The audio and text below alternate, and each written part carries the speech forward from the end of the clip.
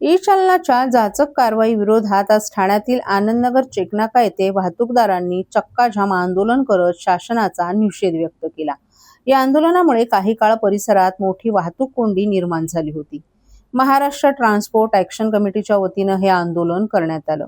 E चलानच्या नावाखाली विनाकारण दंड आकारला जात असल्याचा आरोप करत वाहतूकदारांनी शासनाविरोधात घोषणाबाजी केली। तसंच ई चलानच्या कारवाईत अनेक त्रुटी असून पुराव्यांशिवायही दंड आकारला जात असल्याचा आरोप आंदोलनकर्त्यांनी केला आहे।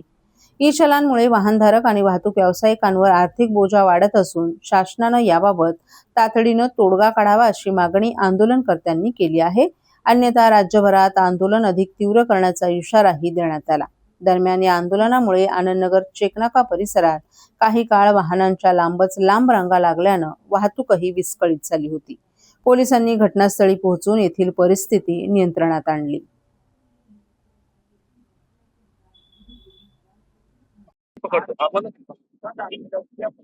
आज हे आंदोलन केलेलं आहे। शासनाने आम्हाला ई चलनाच्या मार्फत जी खंडणी वसूल करण्याची चाललेली वाहतूकदारांचा कणा मोडण्याचं जे शासनाचं धोरण आहे, या धोरणाच्या विरोधात हे आंदोलन आहे। आणि जर हे अशाच प्रकारे जर धोरण मागे घेतलं गेलं नाही तर वाहतूकदार आत्महत्या करतील आणि वाहतूक व्यवसाय हा जिवंत ठेवण्यासाठी आंदोलन केलेलं आहे। आणि हे जनतेचं आंदोलन आहे। आम जनतेला देखील या वाहतूक ई चलनाचा, ज्यांच्याकडे स्कूटर आहे, कार आहे, अशा प्रत्येक घरामध्ये प्रत्येक व्यक्तीला, प्रत्येक नागरिकाला हा त्रास आहे। तर हे जनसामान्यांचं आंदोलन म्हणून त्यांच्या वतीने आम्ही आंदोलन करीत आहोत।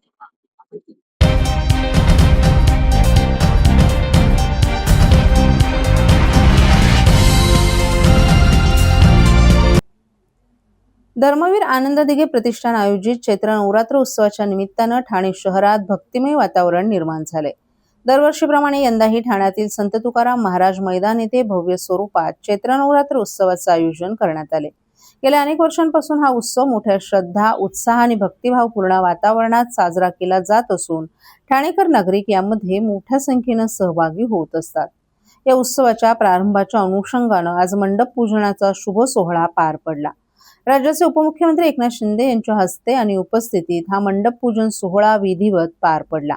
पारंपरिक पद्धतीनं मंत्रोपचार, पूजा अर्चा आणि विधी करून मंडप पूजन करण्यात आलं। यावेळी देवीच्या उत्सवाची सुरुवात मंगलमय वातावरणात करण्यात आली। चैत्र नवरात्र उत्सव हा हिंदू धर्मातील अत्यंत महत्त्वाचा आणि पवित्र उत्सव मानला जातो। या 9 दिवसांमध्ये देवी दुर्गेच्या विविध रूपांची पूजा केली जाते। या मंडप पूजन सोहळ्याला अनेक मान्यवरही उपस्थित होते।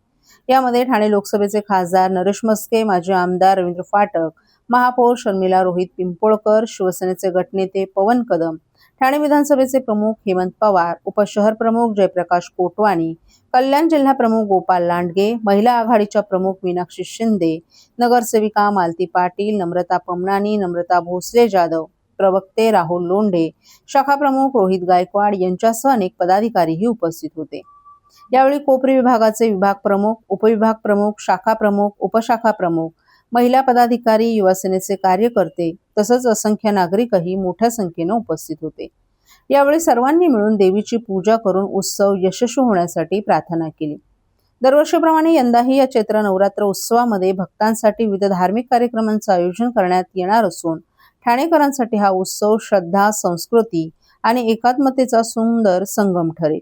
देवीच्या कृपाने ठाणे शहरात सुख, समृद्धी आणि शांतता नांदो अशी प्रार्थनाही यावेळी करण्यात आली।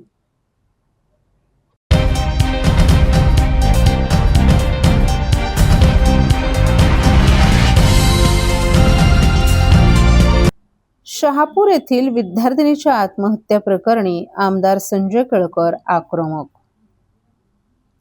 मुरबाड तालुक्यातील मोरुशी आश्रमशाळेतील 10वीच्या विद्यार्थिनीच्या आत्महत्येप्रकरणी मुख्याध्यापक आणि स्त्री अधिशिक्षिकेला निलंबित केलं असलं तरी प्रकल्प अधिकारी मात्र अद्याप मोकळे आहेत।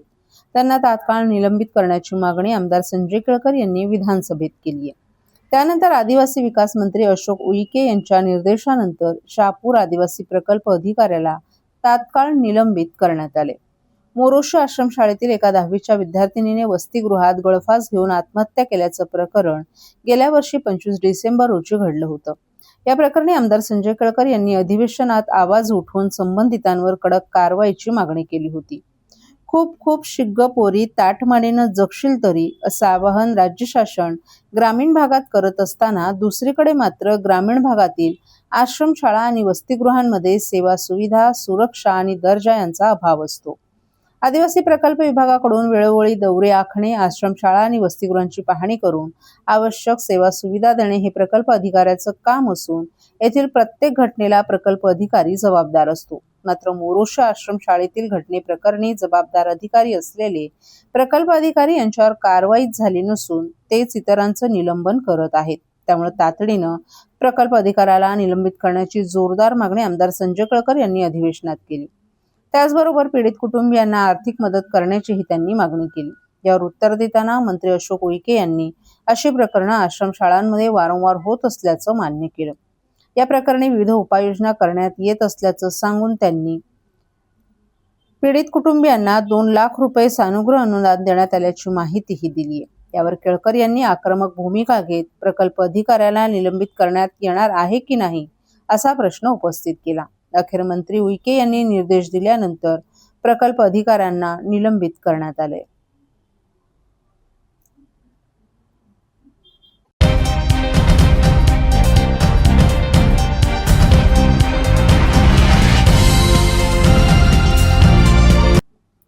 शेकडो वर्ष प्राचीन असलेल्या ठाण्यातील चंदनवाडी परिसरातील हजरत नुरीबाबा दर्गा ट्रस्टच्या आवारातील 10 भले मोठे वृक्ष शनिवारी विनापरवाना तोडण्यात आले.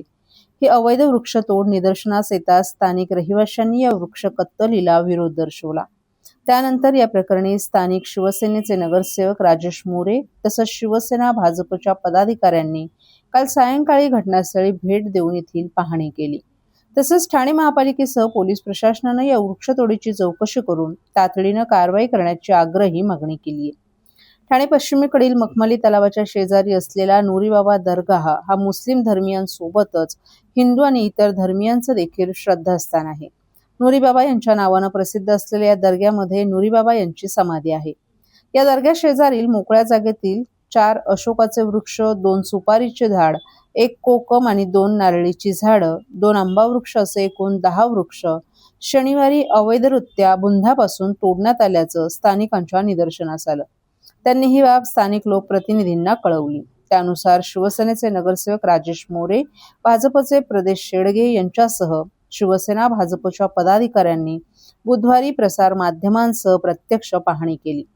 हे कृत्य नुरीबाबा दर्गा ट्रस्टचे पदाधिकारी आणि नुरी कुटुंबियांपैकी असल्याचा आरोप करून महापालिका प्रशासन तसंच पोलिसांनी कठोर कारवाई करण्याची मागणी केली आहे.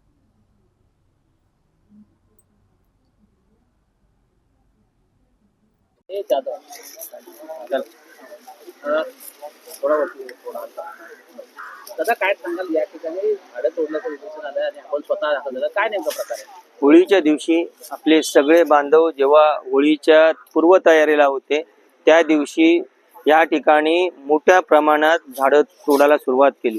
ही दुपारच्या टायमाला सगळी माणसं आली आणि अचानक झाडं तोडायला सुरुवात झाली. तर आजूबाजूच्या स्थानिक माणसांना समजलं. त्यांनी जेव्हा त्याला विरोध करायला सुरुवात केली तेव्हा जेव्हा आतमध्ये आले त्यानंतर ही थांबली. ही खरं तर त्यांचा ही संपूर्ण झाडं जमीनदोस्त करायचा त्यांचा विचार होता आणि त्याच दृष्टीने 10, 15, 20 माणसं मोठ्या प्रमाणात सगळं घेऊन ते आले होते. पण स्थानिकांनी विरोध केल्यामुळे त्यांना ते करता आलं नाही. तरी सुद्धा तेवढ्या ह्याच्यात त्यांनी 10 झाडं तोडली. आज ह्या सगळ्या ह्याच्यामध्ये होळीच्या पवित्र दिवशी आणि ह्या सगळ्या ह्याच्यामध्ये ते सगळे मशगूल असताना त्यांनी अचानक येऊन हे सगळं काम केलं. हे निषेधार्थ आहे.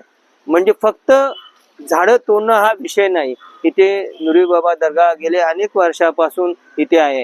ह्यांचा होणारा उरूस मध्ये सगळे स्थानिक माणसं पुढाकार घेऊन असतात आणि एकत्रितरित्या करत असतात. ह्या मागे हे झाडं तोडण्यामागे नेमकं कारण काय होतं की अचानक त्यांना झाडं तोडाविषयी का वाटली? आम्हाला सगळ्यांना स्थानिक माणसांना असा संशय आहे की ह्या जागेचा वापर त्यांना काहीतरी वेगळ्या विषयासाठी करायचा आहे. वेगळ्या विषयासाठी काहीतरी वेगळ्या पद्धतीनं त्यांना हा वापर करायचा आहे. त्यासाठी आतापर्यंत या भागात कधीच धार्मिक तेढ निर्माण होईल असे प्रयत्न झाले नाही. पण हे 3 माणसं आतिक नुरी, शफीक नुरी आणि रफीक नुरी आणि ही त्यांची ही फॅमिली इथे तणावपूर्ण वातावरण कसं निर्माण होईल यासाठी सतत प्रयत्न करत असते कुठल्याही वेळी. आणि आता सुद्धा ह्या सगळ्या ह्याच्यामध्ये सगळा वापर त्याच पद्धतीने केलेला दिसतोय. आम्ही तुमच्या मार्फत महापालिका प्रशासनाला सांगू इच्छितो की आपण यांच्यावर त्वरित कारवाई करा. आणि यांच्यावर गुन्हे दाखल करा. नुसते गुन्हे दाखल करून होणार नाही, तर त्यांच्या पुढची कारवाई करा. आणि मी पोलीस प्रशासनाला खास इंटिमेट देतो की आपण ह्या तिघांची इन्क्वायरी करा, कारण ह्यामागे नुसतं झाडं तोडणं हा विषय नाही, तर ह्याच्यामागे अजून मोठा विषय पडद्यामागे आहे. आता जी कायदा आणि सुव्यवस्था व्यवस्थित चाललेली आहे, ह्यांच्या वागण्यामुळे, ह्यांच्या वर्तणुकीमुळे कायदा आणि सुव्यवस्था बिघडेल, अशी परिस्थिती निर्माण व्हायला नको. मी पोलीस प्रशासनाला परत विनंती करतो की आपण ह्या सगळ्यांची सखोल चौकशी करा. ह्या जागेचा गैरवापर स्थानिक माणसंही होऊन देणार नाहीत आणि आम्ही सगळेही होऊन देणार नाहीत. काही झालं तरी आम्ही स्थानिकांच्या बरोबरीने आहोत.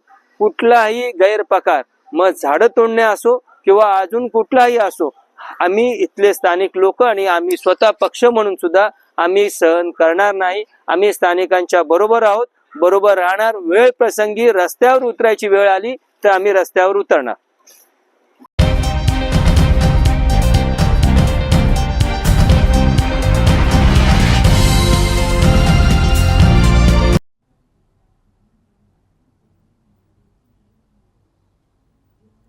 मार्च महिन्यात ठाण्यात अवैध वाहतूक आणि निष्काळजी स्कूल बस चालकांविरोधात मोठी कारवाई करण्यात आली आहे. 1 ते 31 मार्च दरम्यान स्कूल बस आणि अवैध खासगी प्रवासी वाहतूक तपासणी मोहीम राबवण्यात आली आहे. प्रादेशिक परिवहन कार्यालय ठाणे यांनी तब्बल 100 स्कूल बसेसची तपासणी केली असून त्यापैकी 21 बसेसवर दंडात्मक कारवाई करण्यात आली आहे. तसंच परवानगीशिवाय प्रवासी वाहतूक करणाऱ्या 4 खासगी बसेसवरही कारवाई करण्यात आली आहे. राज्याचे परिवहन मंत्री प्रताप सरनाईक आणि परिवहन आयुक्त राजेश नार्वेकर यांनी विशेष तपासणी मोहिमेत नियमभंग करणाऱ्यांवर कोणतीही दया दाखवू नये असे स्पष्ट निर्देश दिलेत. वागळे स्टेट, घोडबंदर रोड, कोपरी, कळवा, भिवंडी शहर ग्रामीण तसंच शहापूर परिसरात अचानक तपासणी करून बसची कागदपत्र, फिटनेस प्रमाणपत्र, विमा, परवाने, आपत्कालीन बाहेर पडण्याचे दरवाजे, अग्निशमन यंत्रणा, CCTV आणि विद्यार्थ्यांच्या सुरक्षेसाठी आवश्यक सुविधा यांची सखोल पडताळणीही करण्यात आली. अशा 21 स्कूल बसेसवर दंडात्मक कारवाई करण्यात आली. संबंधित चालक आणि मालकांना दंड ठोठावण्याबरोबरच नियमांची तात्काळ पूर्तता करण्याच्या सूचनाही देण्यात आल्या. परिवहनचे उपप्रादेशिक अधिकारी रोहित काटकर याच दरम्यान परवानगीशिवाय प्रवासी वाहतूक करणाऱ्या 4 खासगी बसेसवरही कारवाई करण्यात आल्याचं त्यांनी सांगितलं. विद्यार्थ्यांची सुरक्षितता, अधिकृत प्रवासी वाहतूक व्यवस्था आणि कायदेशीर काटेकोर अंमलबजावणी यासाठी ही मोहीम महत्त्वाची असल्याचंही त्यांनी सांगितलं. नियम मोडणाऱ्यांना माफी नाही असं कडक धोरण राबवण्यात येणार असल्याचं परिवहनच्या प्रादेशिक अधिकारी हेमांगिनी पाटील यांनी सांगितलं.